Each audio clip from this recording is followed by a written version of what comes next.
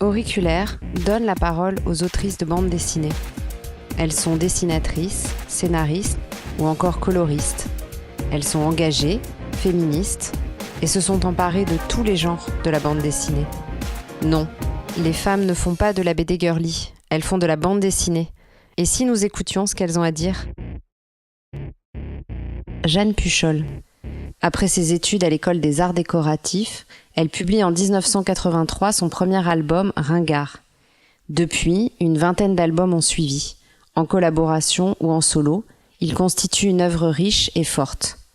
Jeanne Puchol est venue pour nous raconter son parcours dans la bande dessinée et son engagement pour la visibilité des autrices.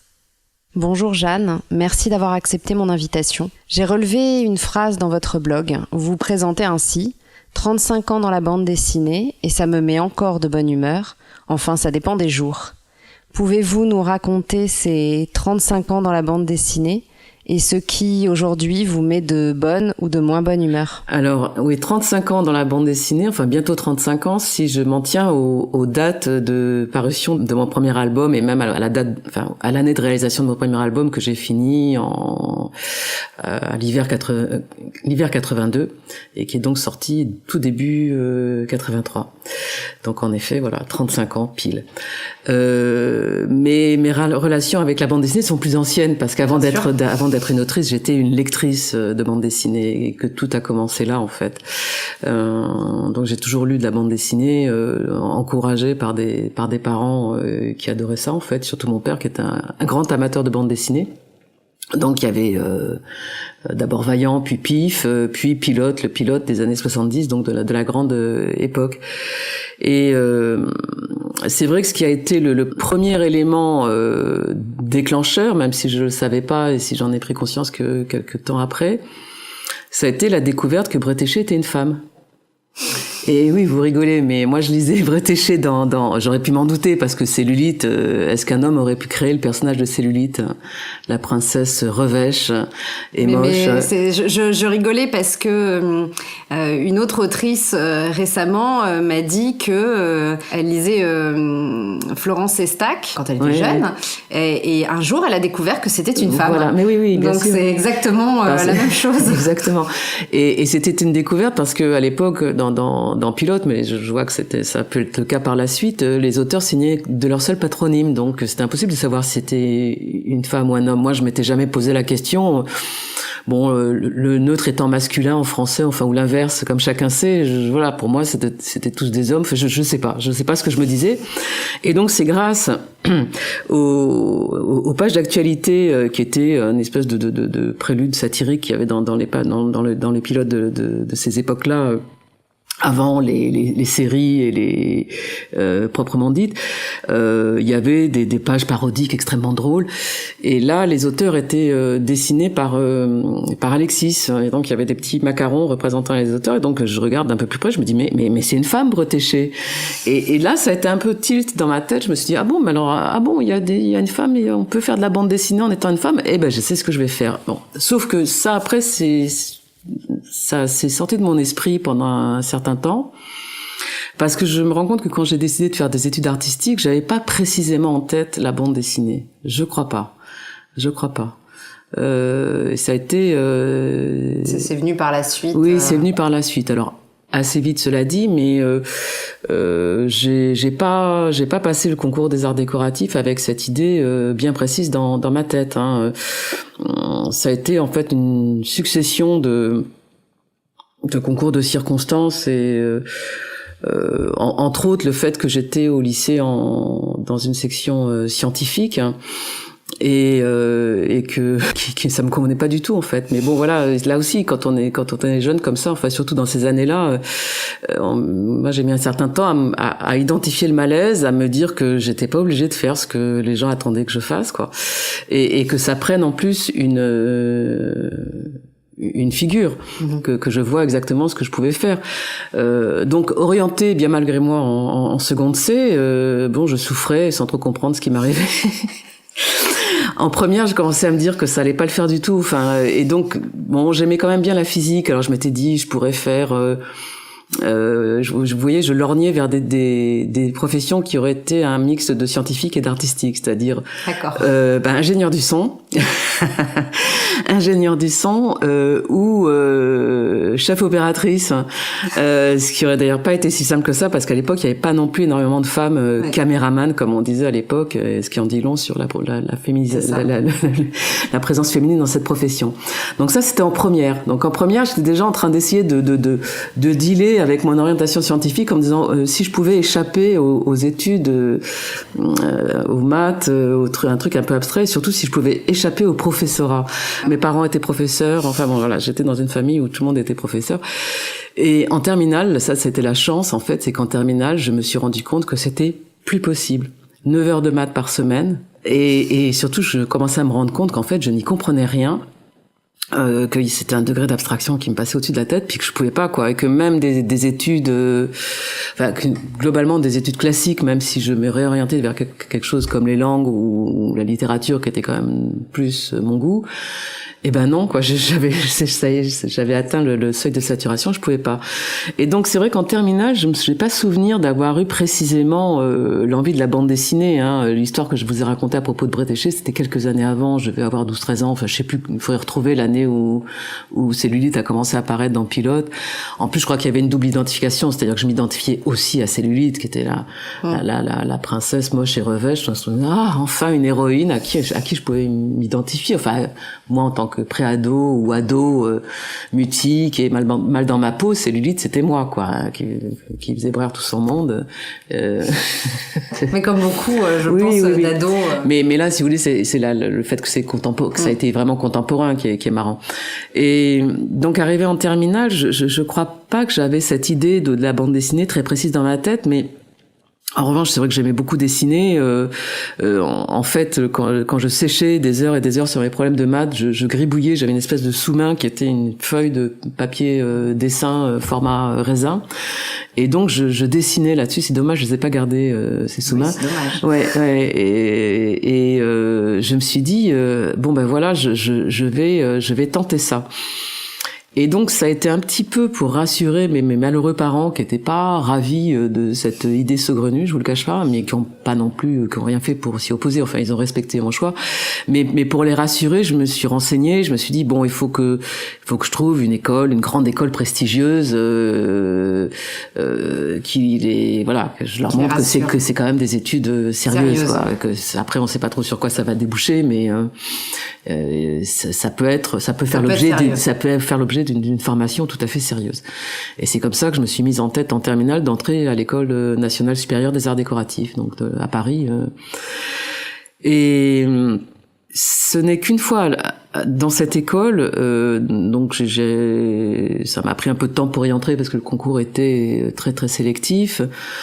J'ai fait un atelier préparatoire, puis je suis entrée aux arts décoratifs sans idée préconçue. Bon, oui, un peu l'illustration, mais rien de plus précis que ça. Et à l'époque, donc je suis entrée aux arts déco en 77. Et à l'époque, l'école était dans une phase extrêmement conceptuelle. En fait, il s'était pas encore remis de mai 68, mais ce qui peut se comprendre, hein, je veux dire, vous savez, 10 ans, c'est rien en fait, hein, oui. À l'échelle historique, 10 ans, c'est vraiment très très court. Et donc, on dessinait pas beaucoup aux arts déco. On faisait des tas d'autres choses passionnantes, hein, on réfléchissait beaucoup, on lisait énormément, on se prenait le chou. On appréhendait les espaces vécus. Un de nos cours s'intitulait Appréhension des espaces vécus, mais on dessinait pas beaucoup. Et en deuxième année, je me rends compte que le petit savoir-faire que j'avais acquis dans mes 2 années de préparation, j'étais en train de le perdre tout simplement, quoi. Il y a pas de mystère, hein, c'est de la pratique, le dessin. C'est de la pratique. C'est essentiellement de la pratique. C'est du travail et de la pratique. Et là, qu'est-ce que je fais? Bon, j'aurais pu aller dans des musées avec mon carnet à dessin, enfin dessiner comme ça, faire de la peinture de chevalier, je sais pas quoi. Non, s'est imposé à moi le fait de faire de la bande dessinée, parce que c'était, je crois, pas seulement une envie de dessiner, mais une envie de raconter. Et ce qui a été drôle, c'est que si j'avais dit à mes enseignants que je faisais ça à côté, ou si j'avais eu envie de leur montrer mon travail, mais je me serais fait incendier, parce que la bande dessinée à l'époque, c'était de la sous-littérature, c'était vraiment pour... Enfin bon. Donc j'ai même pas essayé, si bien que je n'ai jamais été découragée de le faire. Vous voyez, pendant mes... Non mais... Vivons heureux, vivons cachés. Exactement, exactement. Je faisais ça chez moi, pour moi toute seule... voilà, sur des petits cahiers, je montrais ça à personne en fait. Je suis même pas sûre que je le montrais à des amis proches ou quoi. Enfin, je cloisonnais complètement le truc et effectivement, je faisais ça caché. C'était totalement, comment on dit, clandestin. Ce qui d'ailleurs me plaît, quoi. C'est ça fait partie des choses qui me mettent de bonne humeur avec la bande dessinée. Peut-être que ma tristesse vient que c'est plus assez clandestin. C'est plus assez clandestin. C'est devenu trop institutionnel. Mais donc cette clandestinité me convenait parfaitement.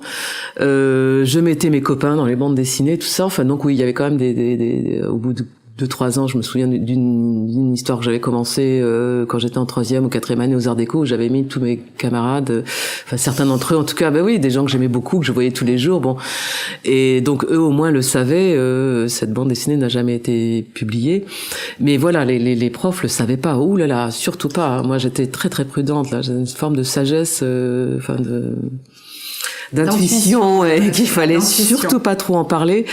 Non, bon, c'est vrai que j'étais extrêmement jeune et que peut-être je prenais très mal certaines choses qui n'avaient pas à le prendre aussi mal, mais ils étaient quand même assez dogmatiques, hein. Et je me souviens certains profs quand on n'en pouvait plus du haut de nos 20 ans de devoir désapprendre quelque chose qu'on savait pas, ou déconstruire un truc qu'on n'avait jamais construit. Vous voyez, c'est une démarche qui est intéressante, mais il faut avoir un tout petit peu de pratique pour le faire. Je me mettais à faire du joli dessin, quoi, et le prof venait se mettre derrière moi et d'un air dédaigneux me disait tu te fais plaisir là.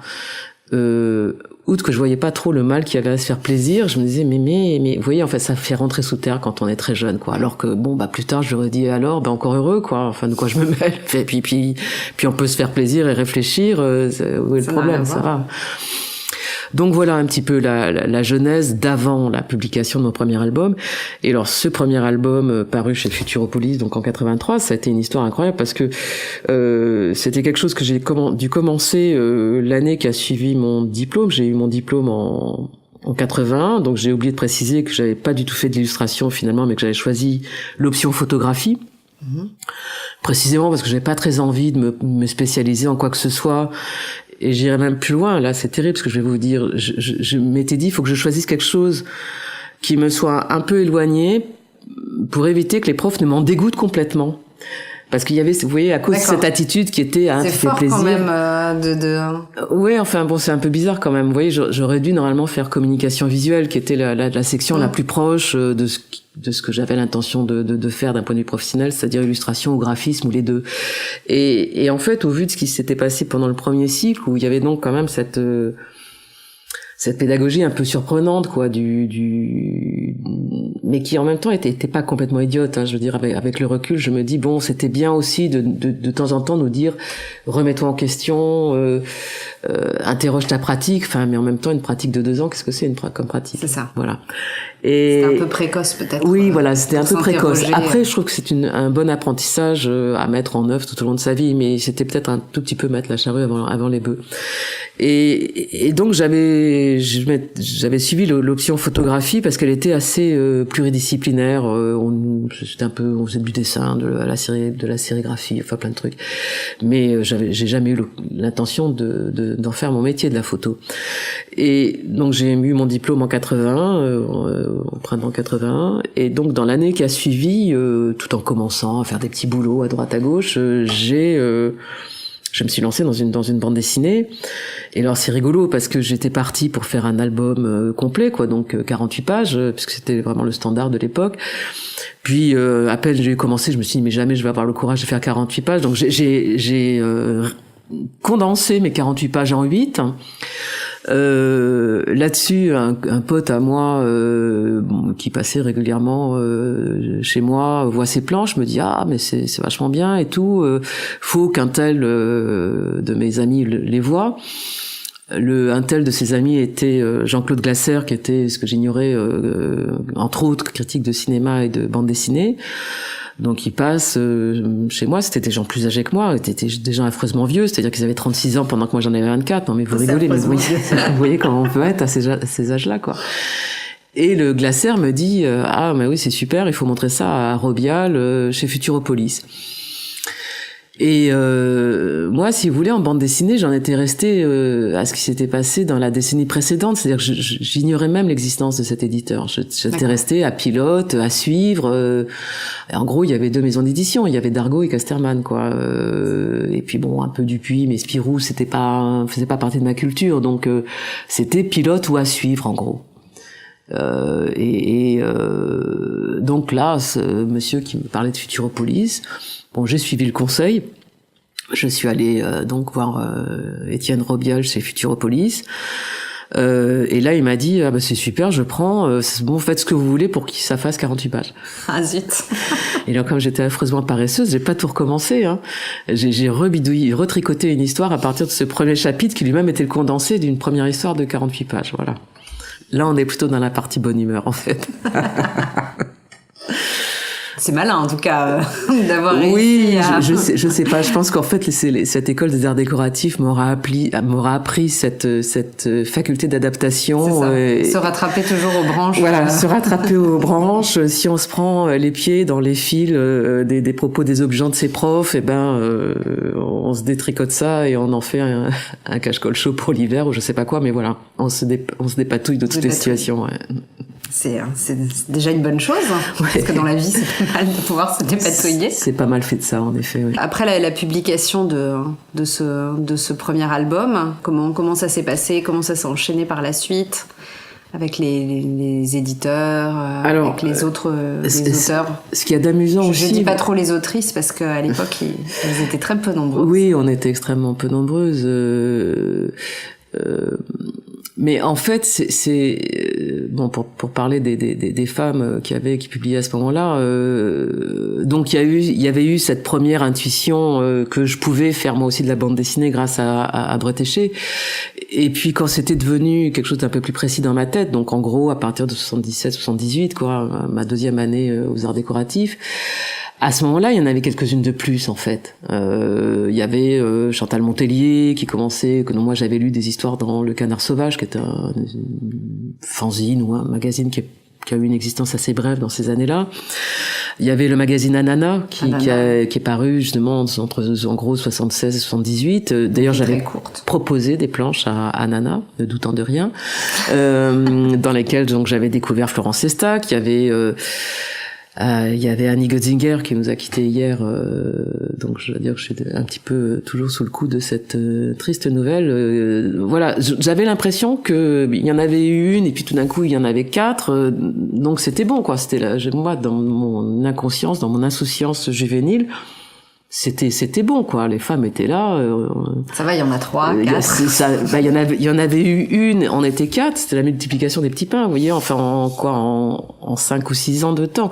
Non, je dis ça parce que si vous voulez, c'est des durées qui ont l'air dérisoires, enfin en tout cas à l'âge que j'ai, alors qu'à l'époque vous voyez, 6 ans, oui. C'est une éternité en fait, entre l'adolescence et quand on est un jeune adulte, c'est une éternité en fait. Et maintenant avec le recul, je me dis mais ça s'est passé en très très peu de temps. Et pareil pour Futuropolis, ça n'a été que dans l'après-coup que j'ai compris l'importance d'avoir publié chez Futuropolis et le fait que j'étais parfaitement à ma place chez cet éditeur. Mais parfaitement à ma place. Mais ça je l'ai compris 20 ans après. Parce que j'avais quand même un côté un peu, comme disait Robial, ah Puchol, vous êtes têtu comme une Bretonne. Et il avait pas tort, parce qu'en fait, moi, quand je suis arrivée chez Futuropolis, c'était pas du tout un modèle. Enfin, ça préfigurait ce qui allait devenir le modèle en fait dans l'édition de bande dessinée, c'est-à-dire que c'était une maison d'édition qui n'était pas couplée à un support presse, qui n'y avait pas de magazine, où on publiait directement en album. Et où donc on avait un avaloir sur les recettes futures de l'album en question. C'est devenu le modèle économique actuel, voilà. Et or à l'époque c'était tout à fait inhabituel. Alors d'un côté c'était bien parce qu'on avait tout de suite un album, et pas des pages publiées à droite à gauche avant d'éventuellement faire un album. Mais de l'autre, on pouvait pas du tout prétendre en vivre. Donc, si vous voulez, ça a été à la fois un début en fanfare, si je puis dire, comparé à d'autres de mes confrères et consoeurs de la même génération, et en même temps un démarrage particulièrement difficile parce que voilà, j'ai eu 5000 francs pour faire cet album, donc 750 €. Alors je sais plus en francs constants, ça fait un peu plus, mais enfin pas non plus. Moi, j'avais donc 24-25 ans. Il fallait que je croûte, il fallait que je bosse, et tout de suite, je me suis retrouvée dans dans ce que vivent actuellement les auteurs, c'est-à-dire devoir avoir un travail à côté. Et donc les 4 ou 5 albums suivants sont parus chez Futuropolis, et moi, comme une ingrate, je n'avais de cesse que de trouver un autre éditeur et surtout un support presse, parce que je continuais à me croire dans les années 70. On n'était plus dans les années 70. Non, c'était terminé. C'était terminé. Et ça, moi, je n'avais pas compris que c'était terminé. D'ailleurs, ça a pris un peu tout le monde de court, hein. Mais on aurait pu s'en douter avec le fait que À Suivre était déjà plus un hebdo, mais un mensuel. Et quand Pilote est lui-même devenu un mensuel, etc., et puis que ces supports ont commencé à disparaître les uns après les autres, voilà, on pouvait s'en douter que c'était une tendance lourde. Or, moi, si vous voulez, mais aussi parce que Étienne Robial, on était conscient, et il disait volontiers que cette collection Maracas, donc dans laquelle était paru Ringard, mon premier album, c'était une carte de visite. Et donc moi, je reprenais mon petit baluchon et j'allais régulièrement voir Pilote et À Suivre, avec ma carte de visite sous le dos, et puis ça marchait jamais, quoi. Pour dire à quel point il faut être constant quand on fait de la bande dessinée. À Suivre, par exemple, il s'est écoulé 18 ans entre la première fois où je leur ai proposé un truc et la fois où une de mes histoires a été acceptée. Donc il faut être patient. Il faut plus que patient. Alors je dis pas que je leur proposais un truc tous les 6 mois pendant 18 ans, hein. Mais voilà, si je veux, 18 ans, c'est long quand même. Si je regarde parce que j'ai dû y aller avant même de publier chez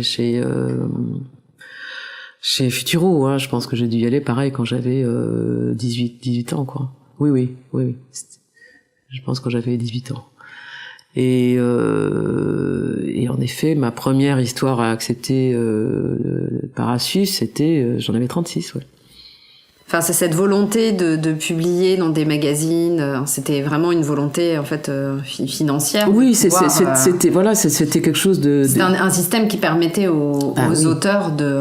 Oui, c'était le seul. Vivre, c'était le seul système qui permettait aux auteurs de vivre. En tout cas, qui a permis à la génération qui m'a précédée de vivre, certes. Disons d'en vivre. Voilà, pas forcément très bien, mais d'arriver à en vivre. Ce qui n'est effectivement absolument plus le cas. C'est absolument plus le cas.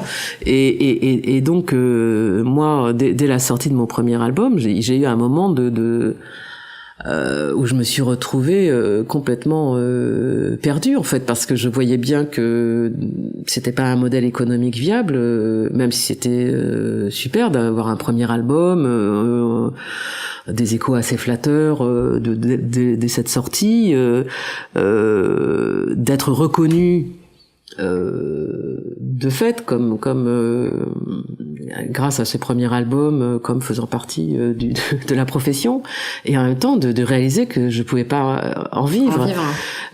En plus, ce que j'avais pas du tout mesuré, c'est que en fait c'est pas le premier album le plus difficile, c'est le deuxième. Moi, j'avais rien d'autre de prêt.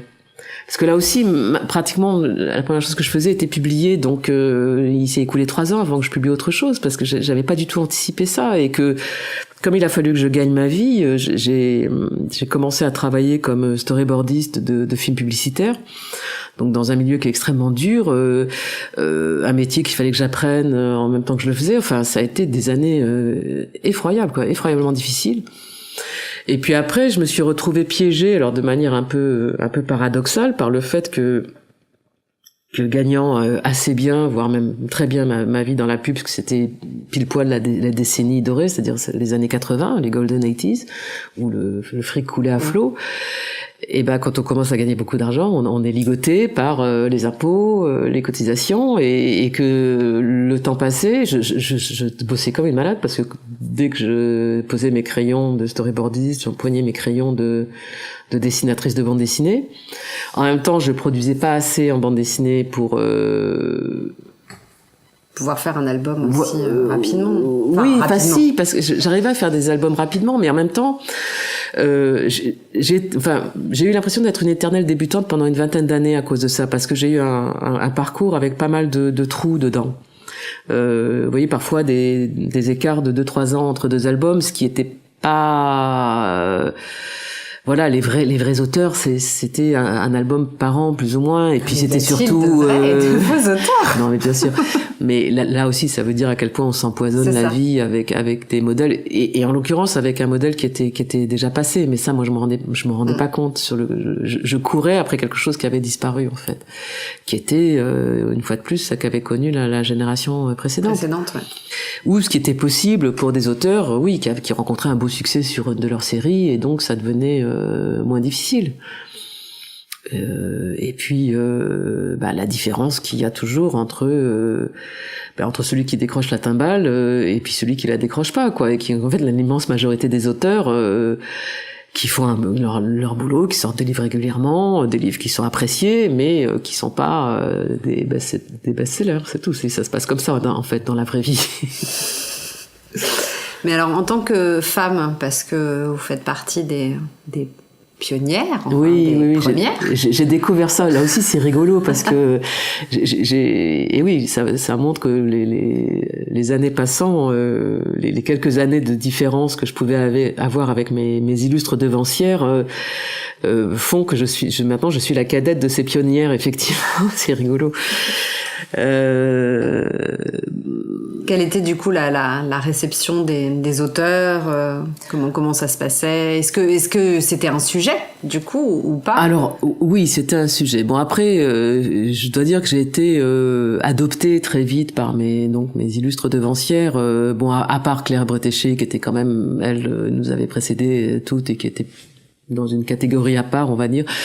Mais déjà, d'une part, en publiant chez Futuropolis, j'ai tout de suite rencontré Florence Estac, qui à l'époque passait plus de temps à tout faire chez Futuro, coursier, attaché de presse, photograveuse, nounou des auteurs, etc., etc.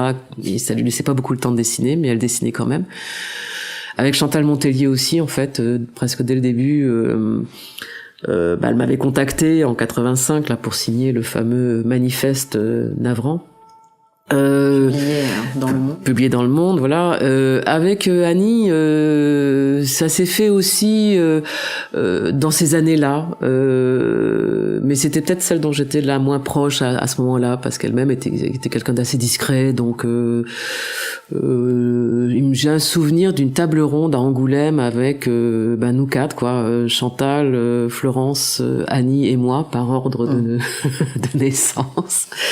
Je sais plus si c'était avant ou après le manifeste, mais c'est dans ces années-là, quoi. Alors, est-ce qu'on pourrait parler un petit peu du manifeste pour oui, bien sûr, volontiers. Alors là aussi, vous voyez, c'est quelque chose que j'ai signé à l'époque parce que j'étais tout à fait d'accord avec le propos et dont j'étais surprise que il existe toujours sur le net. Enfin, on peut le trouver très très facilement. C'est vrai. En fait, il a vraiment marqué une sorte de tournant, quoi, dans la réflexion sur la place des femmes.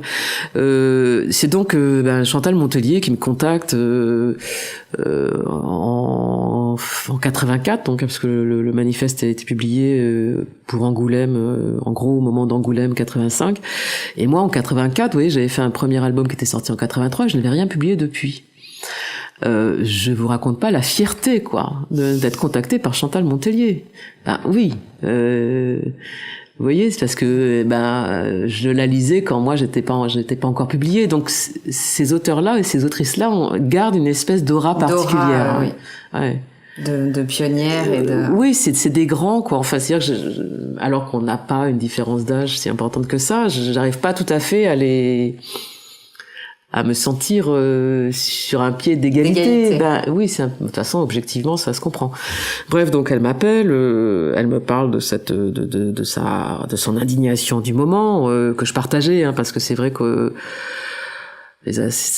au début des années 80 réapparaissait finalement une bande dessinée qu'on avait pensé révolue avec tout ce qui s'était passé à la fin des années 70, hein, c'est-à-dire en gros, bon, après Pilote avait quand même fait accéder la bande dessinée à l'âge adulte, à des préoccupations adultes.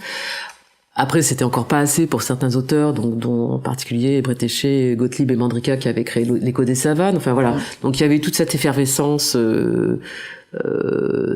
créative.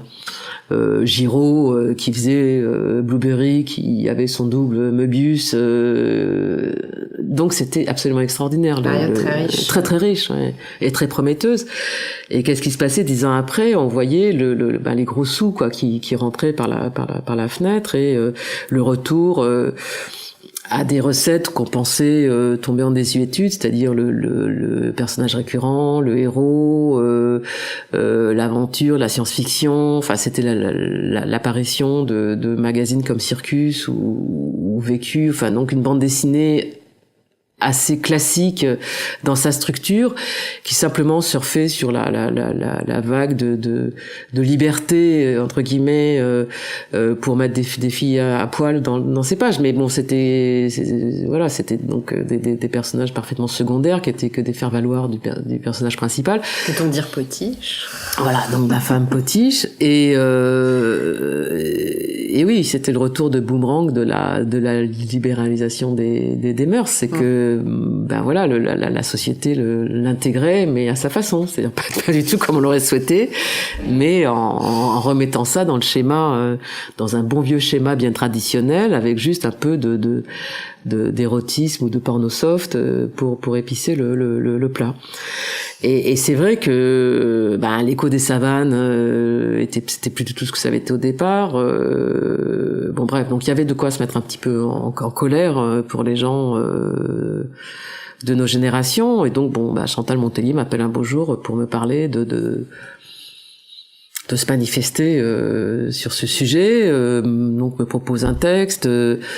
Alors, ce que j'ai trouvé regrettable, mais là je sais pas si c'est comment ça s'est passé en fait, c'est que quand elle m'en avait parlé, il y avait des signataires, des femmes et des hommes, et au final en fait les signataires sont 4 femmes, et il y a un certain nombre de soutiens hommes, masculins.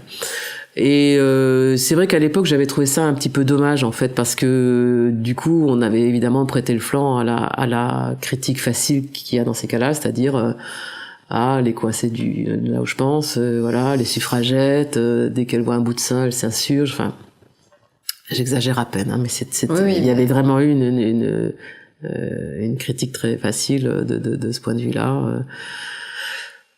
Mais j'étais loin d'imaginer que ce manifeste allait entrer dans l'histoire. Oui. Et alors c'est vrai que ça, dans ces années-là aussi, et c'est là que moi j'ai commencé à m'intéresser à la question, comme on était réellement très peu nombreuses, parce que bon, en fait, on était quand même un tout petit peu plus que ces 4-là. Hein. Bon, il y avait donc Claire Bretéché qui était toujours bien présente dans le paysage, et puis il y avait quand même des femmes de ma génération, ou plus ou moins, c'est-à-dire je pense à Séraphine, à Anne Battus, mais des gens qui n'ont pas forcément continué à produire, ou alors qui se sont arrêtés et qui ont repris bien après. Par la suite. Donc, bon, on était quand même, une grosse dizaine. Hein. Oh. Et c'est vraiment au moment où j'ai commencé à être confrontée très régulièrement à la question Jeanne Pujol, pourquoi y a-t-il si peu de femmes dans la bande dessinée? Tous les interviews commençaient comme ça. Alors, vous voyez, c'était très embarrassant comme question, parce que d'abord, je savais pas quoi répondre. Enfin, je constatais moi-même qu'on n'était pas très nombreuses, mais la raison, ça, je ne la savais pas. Et j'étais pas très bien placée pour y répondre, puisque moi-même j'étais une femme. Parfait contre-exemple. Voilà, donc à part bafouiller, j'arrivais pas trop à savoir quoi répondre, et en même temps, et en ça, le collectif a été intéressant parce que pendant longtemps, je me suis pas rendu compte que cette question, elle était doublement inacceptable en fait. Le collectif BD Égalité. Voilà, le collectif des créatrices de bande dessinée contre le sexisme. Voilà. Qu'en fait, cette question, elle avait doublement pas lieu d'être. D'une part parce que donc moi-même j'étais une femme autrice de bande dessinée et que répondre à cette question, j'étais vraiment la personne la moins bien placée pour le faire. Et puis que deuxièmement, pourquoi me poser une question à laquelle éventuellement un ou une sociologue aurait pu répondre, et pas me poser des questions sur mon travail. On n'a jamais commencé une interview à un auteur homme en disant machin, pourquoi y a-t-il autant d'hommes dans la bande dessinée, autant de bande dessinée. Non, ouais. Et ça, si vous voulez, c'est vrai qu'il a fallu que la génération actuelle de jeunes femmes déboule en nombre dans la bande dessinée pour que cette mise en perspective soit possible. Parce que moi, j'étais trop le nez sur cette problématique, parce que je suis arrivée en même temps que la problématique, si vous voulez. Tant qu'il y avait que Claire Bretéché, voilà, il y avait Claire, qui avait tout, qui était géniale, belle, enfin tout ce elle avait tout, Claire. Donc bon, c'était l'arbre somptueux qui cache la forêt d'arbrisseaux rachitiques. Mais après, à partir du moment où on a été une dizaine, là, il y avait de quoi troubler le chroniqueur de base, hein. 10, mais jusqu'où iront-elles? Ce n'était plus une exception. Voilà. Et puis, elles étaient grandes, petites, moches, belles, elles faisaient des choses très très différentes, mais que se passait-il? Il y avait de la diversité là-dedans, donc non, il fallait bien tout remettre dans le moule femme. Donc oui, ça a commencé comme ça. Interviewé, mais surtout mis dans la case femme et non femme avant d'être voilà, et femme femme bizarre quand même, femme dans un endroit où quand même bon. Alors le seul aspect positif qu'il y a eu à ça, c'est que au bout de 3 ou 4 ans que j'étais confrontée à ça, je me suis mise à faire une liste de mes consoeurs. Parce que je me suis rendu compte qu'en fait, en général, les gens qui étaient des hommes qui me posaient cette question, c'était aussi parce qu'ils connaissaient pas bien, en fait. Ils connaissaient pas très bien, c'est pas si bien que ça, la bande dessinée. Et donc, je vous parle d'une époque où il n'y avait pas Internet, etc. Donc, chaque fois que j'étais dans une librairie ou un festival ou quoi, ou un salon, j'avais un petit papier, un petit calepin sur moi, et dès que je tombais sur un nom de nana, que je découvrais en général, je le notais. Et très vite, je suis arrivée à une bonne centaine de noms, mine de rien, entre les dessinatrices, les scénaristes, etc., etc. Et je tenais cette liste prête au cas où donc on me demanderait à nouveau pourquoi y a-t-il si peu de femmes, pour dire hop, mais est-ce que vous êtes sûr qu'il y en a si peu? Elles sont beaucoup plus nombreuses. Manque de bol, à partir de ce moment-là, on m'a plus posé la question. Quel dommage. Mais si vous voulez, tout ça a été, pour moi, c'est comme une sorte de terreau et de fil, en fait, des choses qui se sont produites par la suite. Vous voyez, donc il y a eu cette première possibilité grâce à Chantal Montelier et à son manifeste. Et puis donc il y a eu ce truc que j'ai commencé à faire toute seule de prendre c'était un sacré boulot en fait, oui. De recenser le nom de mes consoeurs pour pouvoir opposer la liste. J'avais une liste et ça se savait en fait. Au bout d'un moment, on a su que j'avais une liste et donc ça s'est personne n'a posé la question. Ça s'est beaucoup échangé dans mes mains entre consoeurs, vous voyez, avec des femmes plus jeunes qui commençaient à ce moment-là à arriver à leur tour sur. C'était les débuts du collectif en fait. Oui, c'est sûr qu'on s'est quand même croisé et recroisé, celles qui ont plus de 45 ans, je dirais, ou la cinquantaine actuellement. Voilà, il y avait une forme de solidarité quand même si on n'était pas d'accord sur tout. Il y avait une espèce de conscience que il fallait être assez cohérente par rapport à ces questions-là. Et donc on échangeait beaucoup de choses. Moi, cette liste, je l'ai toujours laissée à qui l'a souhaité, hein, alors que c'était quand même un sacré boulot. Et en ça, je dirais qu'il y a peut-être une différence, vous voyez, quand les nanas décident d'être solidaires, c'est qu'il y a vraiment de l'échange d'infos. Moi, ça m'avait frappé à plusieurs reprises de voir le truc de la rétention d'infos entre confrères. Entre hommes, ouais. Chez des journalistes, par exemple, où, vous voyez, c'est genre, ah non, cette info, je suis allée la chercher avec les dents, qu'est-ce que tu me donnes en échange? Et là, moi, je me disais, il n'y a pas à demander quelque chose en échange, quoi. On est trop minoritaire. Voilà, c'est ça. À plusieurs, on est plus fort. Voilà. Ben, c'est clair. Même si on n'est pas d'accord sur tout, encore heureux qu'on n'est pas d'accord sur tout. Aujourd'hui, il y a beaucoup plus d'autrices. Elles sont de plus en plus nombreuses. Parce que au niveau du collectif, vous êtes 250. Actuellement, il y a 250 autrices. Ouais. Ce qui est déjà beaucoup. Après, je pense que tout le monde n'adhère peut-être pas non plus, ou toutes les femmes n'ont pas forcément signé la charte. Donc, on peut supposer que. Oui, ben, on est plus nombreuses que ça, bien sûr. Les femmes sont plus nombreuses que ça dans le, par rapport dans le métier. Du coup aux années 80. Oui, il y a quand même une belle multiplication entre Et après au niveau des interviews, les questions ont évolué un petit peu aussi. Oui, du coup elles ont évolué. Non, c'est vrai que cette question qu'on m'a posée les premières années, disons entre 83 et 90 en gros. Je pense que ça a été aussi l'arrivée de la deuxième star de la bande dessinée, qui était Marjane Satrapi, parce qu'elle a entraîné une nouvelle génération. Je pense qu'elle a servi elle-même de modèle. À une nouvelle génération d'autrices, et qu'à partir du moment où il y a eu Marjane, ça devenait quand même franchement risible de poser cette question. Et totalement risible et déplacé, quoi. Pourquoi pas lui demander comment ça se fait que vous soyez aussi douée alors que vous êtes une fille, quoi. Enfin, c'était ça, quoi. Et alors justement, en fait, découlant de cette question de l'évolution, alors c'est encore quelque chose qui aujourd'hui est dit et cité, mais si je vous parle de très féminin et très masculin, je me marre. Qu'est-ce que vous me dites ? Je me marre, ou bien je vous dis, mais vous ne saviez pas que dans les papeteries, il y a les bics à l'encre de testostérone et les bics à l'encre de... Non. Aux oestrogènes. Vous saviez pas ? Non, j'ignorais totalement. Bleu pour les garçons et rose pour les filles, non ? Oui, alors ça, le bleu et le rose, je vous ai jamais bien, expliqué. Non, je me marre, hein, bien sûr que je me marre. Pourtant, c'est quelque chose qui encore aujourd'hui est véhiculé, et pas uniquement concernant la bande dessinée, mais aussi en littérature, comme quoi le traitement... un même sujet traité par un homme et une femme ne sera pas traité de la même manière, parce que c'est un homme et une femme qui vont les traiter. Plaisanterie mise à part, je pense qu'il y a plusieurs raisons à ça. Il y a d'une part le fait que dans l'histoire du féminisme, il y a quand même eu une période de revendication de la spécificité. Et il y a d'ailleurs toujours des féministes qui sont essentialistes, comme on dit, c'est-à-dire on est une femme, et donc ça entraîne un rapport différent au monde, à tout, et donc entre autres une écriture spécifique. Et puis il y a l'autre courant qui est le courant matérialiste, qui est que non, quoi, que c'est de la construction, et qu'il y a donc pas de rapport spécifique, pas d'écriture spécifique, etc., etc.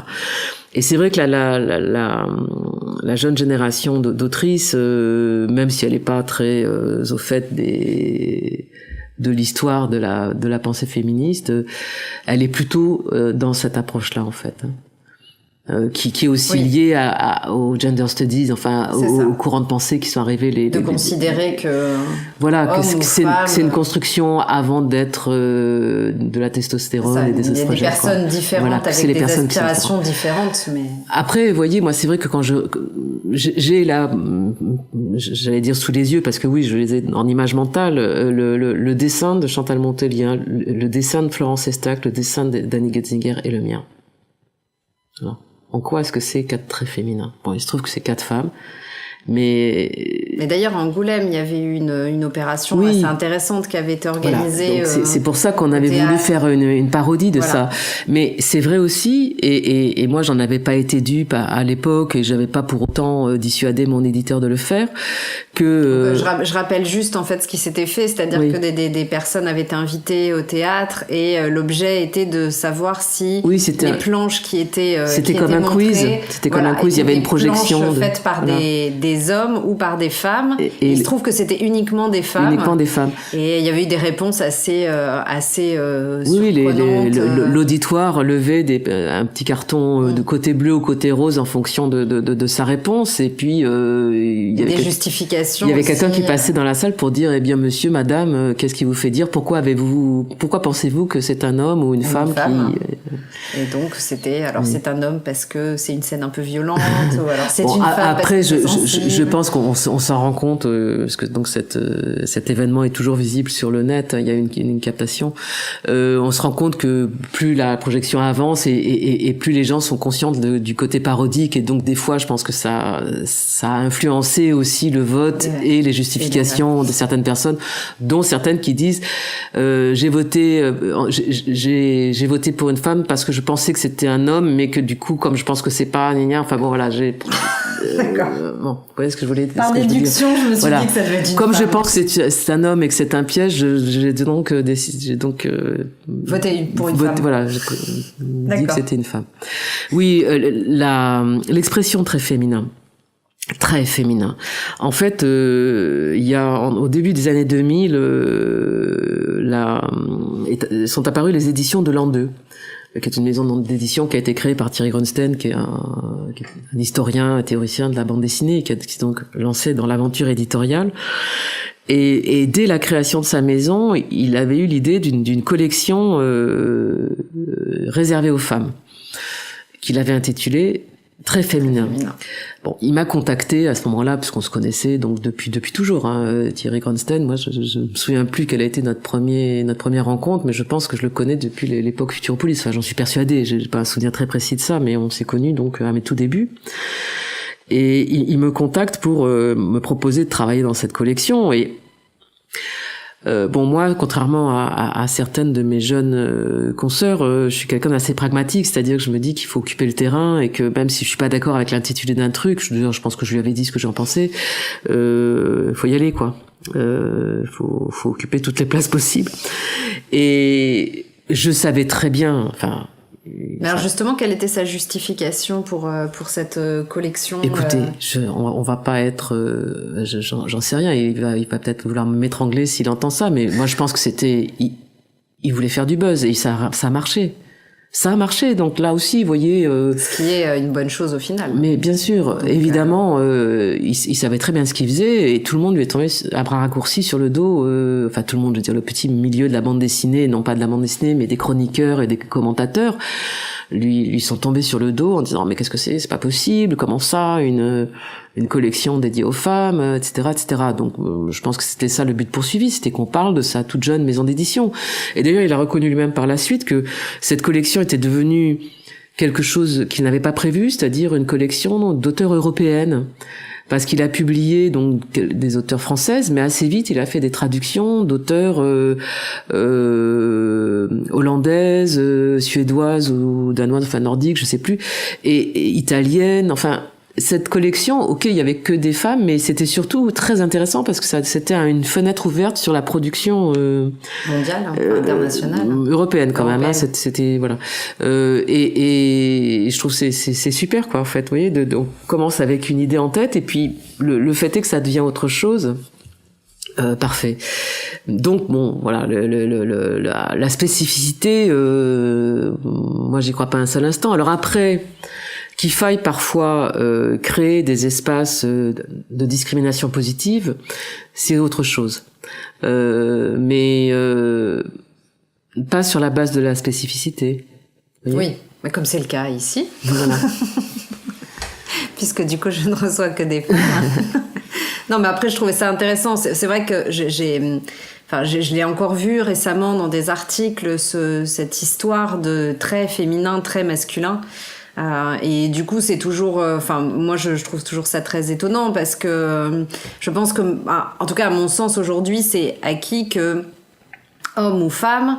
y a des êtres humains différents avec une culture, des aspirations et un dessin différent, mais après après c'est vrai que vous tout à l'heure vous citiez l'exemple de la littérature, de l'écriture, mais le dessin et la représentation c'est encore quelque chose, c'est-à-dire que c'est un domaine des arts qui est resté interdit aux femmes pendant très longtemps, beaucoup plus longtemps que la littérature, hein. Et je crois aussi que cette histoire de très féminin, très masculin ça repose sur des clichés au fond, et le fait qu'on associe à masculin au féminin des choses qui n'ont rien à voir avec. C'est-à-dire, vous avez un trait énergique égale dynamique égale viril égale masculin. C'est ça qu'il faut interroger, vous voyez. Vous avez un trait un peu. Oui, c'est sûr, c'est plus profond. Enfin, c'est quelque chose qui est ancré dans la. Voilà, donc dans pour la moi, société, ça va même au-delà, quoi, de l'explication que je tentais tout à l'heure. C'est vraiment rattaché à des stéréotypes. Douceur égale maman égale féminin. Vous voyez? Oui, c'est des choses assez profondes qui sont ancrées dans la société de toute façon. Exactement, parce que depuis dans des générations. Dans le dessin, il y a une forme d'immédiateté qui a peut-être pas dans l'écriture, enfin qui a sûrement pas dans l'écriture, et donc moi je me souviens même dans les ateliers que j'ai partagés avec des copains dessinateurs, pas dessinateurs de bande dessinée mais de storyboard, la pire injure qu'ils avaient, c'était de dire pour dire que le dessin était mou du genou, c'était de dire ah, c'est un dessin de petite fille. Et pourquoi pas de petit garçon, vous voyez, donc c'est un truc auquel j'ai réfléchi depuis longtemps. Moi, ce qu'on m'a souvent dit, c'est bien dessiné pour une fille. Alors, attention, en général, c'était des mecs qui me disaient ça. Ça veut dire que si j'étais pas une fille, ça serait pas si bien dessiné que ça? C'est bien dessiné pour une fille. Ça veut dire que tu sais ce que c'est que le bon dessin. Donc un bon dessin, c'est forcément dessiné comme un garçon. Enfin, vous voyez, dès qu'on déconstruit dès qu'on décompose ce type d'assertion, on se retrouve devant quelque chose de totalement incompréhensible, effectivement, de très irrationnel, et qui renvoie à des idées de chasse gardée quand même, hein, parce que une fois de plus, la représentation.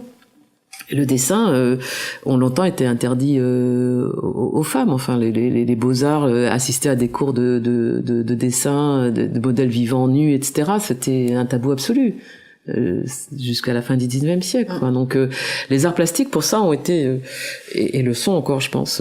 Et après, effectivement, en dehors de ça, il y a des stéréotypes culturels, oui. des acquis. Et comme une fois de plus, c'est plus, enfin, où ça semble plus immédiatement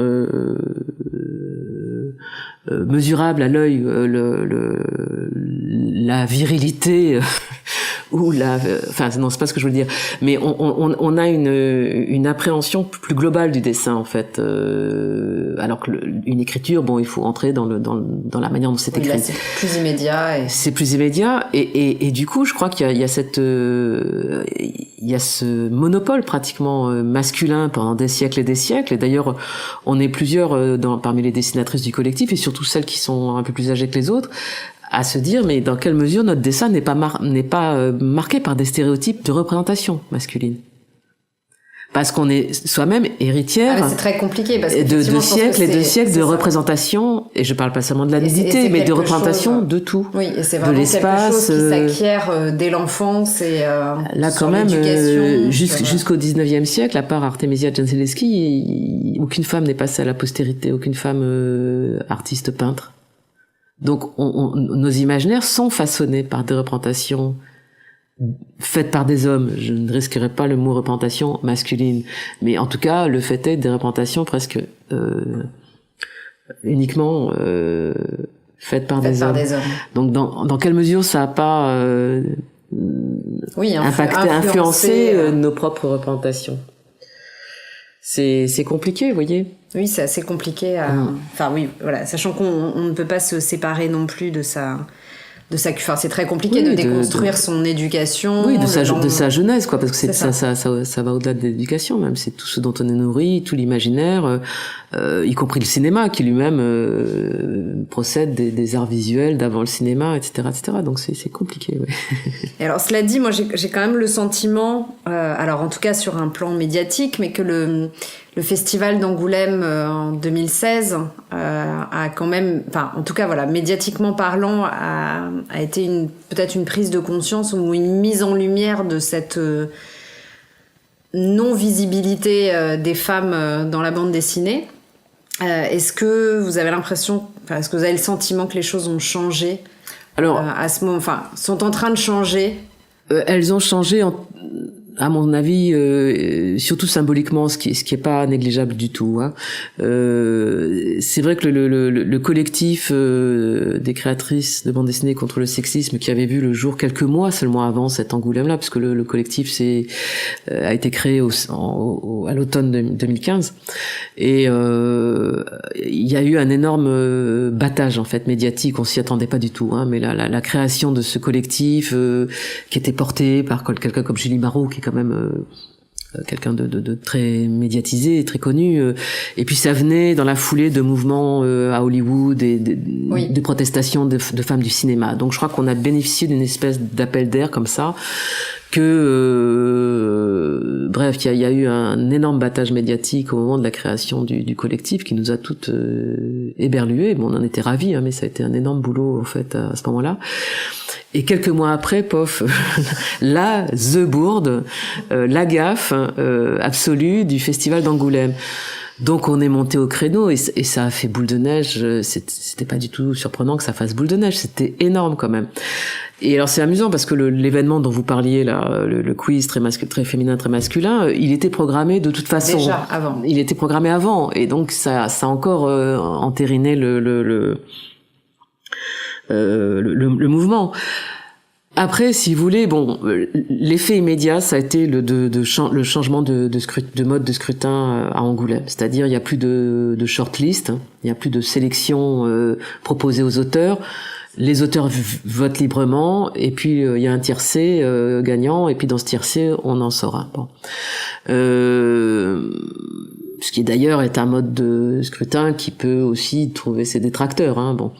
Mais voilà, déjà disons que il y a plus matière à dire comment le choix est fait. Il y a une chose qui a changé. Il y a ça. D'autre part, il y a quand même eu parce que cette édition calamiteuse a quand même été suivie d'un rappel à l'ordre par le ministère de la Culture et d'une médiation avec le ministère de la Culture qui a duré pendant 1 an, à laquelle moi j'ai assisté en tant que membre du collectif.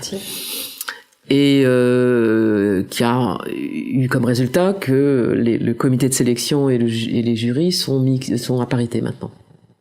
Ce qui n'était absolument pas le cas. Là aussi, avec nos petits doigts et nos petits bras, on avait fait j'avais fait une synthèse de la représentation des femmes dans les comités de sélection et les jurys sur toutes les éditions du festival que j'avais pu trouver sur internet. Donc j'étais quand même remontée jusqu'à, je pourrais vous l'envoyer si vous voulez. Oui, et donc j'avais donné ça au médiateur et ça a été une des premières choses. Travail de fourmi.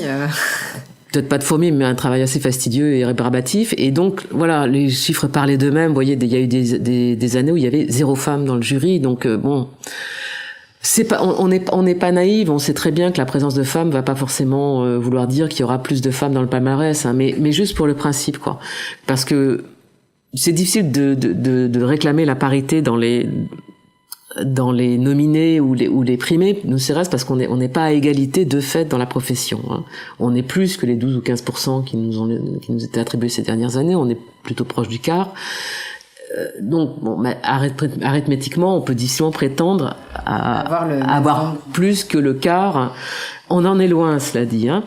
Mais bon, mais au moins là, dans les comités de sélection, dans les instances de décision, dans les jurys, ça, oui. Et du coup, comme c'était la chose la plus facile entre guillemets à obtenir, parce que ça m'était pas bon, à part l'ego de monsieur Bondou, éventuellement, ça n'allait gêner personne. Ça n'avait pas de prix. Enfin, je veux dire, ça n'allait pas ajouter oui, ça n'avait pas de prix, mais pas dans ce sens-là. Ça n'allait pas coûter d'argent. Bon, donc ça a été acquis tout de suite. Le festival a lâché là-dessus tout de suite. Et il a, je reconnais, adopté le mot autrice. Immédiatement. C'est-à-dire que là maintenant, quand vous allez toute la communication du festival est non seulement en inclusif, mais ils utilisent le mot autrice qu'on a défendu, alors qu'on n'est pas d'accord entre nous, hein, sur l'usage du mot autrice. C'est de toute façon un usage un peu controversé. Oui, c'est un usage controversé. Voilà, E. c'est un usage controversé. Et puis après, nous on dit mais vous faites comme vous voulez. Mais c'est vrai que bon, là la différence elle est audible et qu'en plus bon, étymologiquement c'est plus logique. C'est plus correct. C'est plus logique de dire autrice que auteur. Bref. Donc ça a été adopté, ils ont fait amende honorable et moi ça m'a fait marrer. Je me suis dit bon là vraiment ils veulent se faire pardonner. Mais enfin le fait est, donc c'est pour ça que je parle de résultats symboliques. Pour moi quand j'utilise le mot symbolique, ça veut pas dire que c'est rien, c'est justement des résultats de ce type-là, c'est-à-dire que on marque le coup dans le langage, dans l'attention manifestée aux attentes. Après, bon, c'est pas du tout si les femmes dans les comités de sélection sont pas aussi misogynes ou plus misogynes encore que leurs confrères. Et puis peut-être que ça a rien à voir aussi, quoi. Que donc moi, je m'aventurerai pas sur ce terrain glissant. Mais voilà, bon, le fait qu'il y ait cette année, enfin à la prochaine édition, une exposition consacrée à Oriane Lassus, moi je trouve ça extraordinaire, quoi. C'est quelque chose qu'on pouvait même pas imaginer il y a quelques années. C'est-à-dire qu'il fallait être la femme la plus connue du moment pour avoir ça. Et pour parler à nouveau donc de la disparition d'Annie Götzinger qui m'a quand même fichu un sacré coup. Vous voyez quand elle a eu le grand boom au festival de Blois en 2014. Bon, je savais qu'elle était malade j'étais furieuse, je me suis dit mais ils attendent vraiment qu'on soit à l'article de la mort, quoi. C'est la première femme et c'est la seule femme qui a eu ce prix pour l'instant. D'accord. Donc, en 2014. En 2014. Et vous voyez là sur Facebook, je vous cache pas que comme je suis vraiment évidemment beaucoup en contact avec des confrères et des consoeurs, on échange beaucoup sur la disparition d'Annie depuis hier. Et je crois que c'est Antoine Ozanam qui a posté un post un peu cryptique, mais sur fond noir. Reprenant la fameuse phrase épouvantable de Bondou sur le fait qu'on n'allait pas refaire l'histoire, enfin qu'il y avait pas de femme dans l'histoire de la bande dessinée, et disant là c'est trop tard. On va pas refaire l'histoire parce que maintenant effectivement c'est trop tard. Voilà. On pourra plus voter pour Annie, qui aurait largement mérité d'avoir le Grand Prix. Puisque le Grand Prix, en plus, c'était sur l'ensemble d'un prix sur le BD Boom, c'est pareil. C'est pour ça que c'est l'autre Grand Prix très prestigieux qui compte pour un auteur, parce que c'est à peu près le même sens. C'est d'ailleurs le ou la lauréate se retrouve président de l'édition suivante, fait l'affiche, a une énorme expo. Donc c'est bon, toute proportion gardée, mais c'est une reconnaissance. BD Boom est effectivement le troisième festival en importance après Angoulême et Saint-Malo, donc c'est une manifestation importante.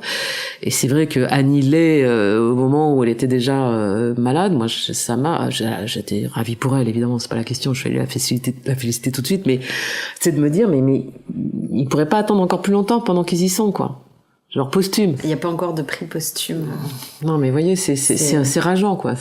Alors après, bon, de toute façon, ça, c'est l'injustice des prix, parce que je suis consciente qu'il y a des tas d'auteurs hommes qui auraient dû et pu aussi avoir le Grand Prix d'Angoulême et qui ne l'ont toujours pas eu. Donc, bon, c'est un média récent, c'est des festivals qui ont 40 ans d'existence. 45 pour Angoulême cette année. Ce qui est à la fois beaucoup et pas beaucoup par rapport à un média aussi foisonnant que le nôtre et qui en plus continue de se développer, enfin voilà, mais c'est vrai que l'évolution est lente. Oui, l'évolution est lente et je crois que c'est aussi le fait que ça reste exceptionnel. Ça, tant que la présence des femmes dans des palmarès comme ça ou des prix prestigieux restera exceptionnelle, il y aura un problème, parce que notre présence n'est plus exceptionnelle dans le médium lui-même, vous voyez. De fait, on est de plus en plus nombreuses. On est en gros le quart de la population actuelle. Donc ça n'a pas à être exceptionnel dans les palmarès. Pas du tout. Ça va sans doute. Ce qu'on peut espérer, c'est que c'est à souhaiter. L'évolution va continuer. Bon, merci beaucoup, Jeanne Puchol, d'être venue. Et puis rendez-vous à Angoulême alors. Ben voilà, exactement. Voilà, c'est terminé pour aujourd'hui. Je vous propose de vous retrouver la semaine prochaine pour un nouvel épisode d'Auriculaire. En attendant, vous pouvez vous abonner au compte Instagram Auriculaire le podcast pour découvrir les interviews à venir. À très vite.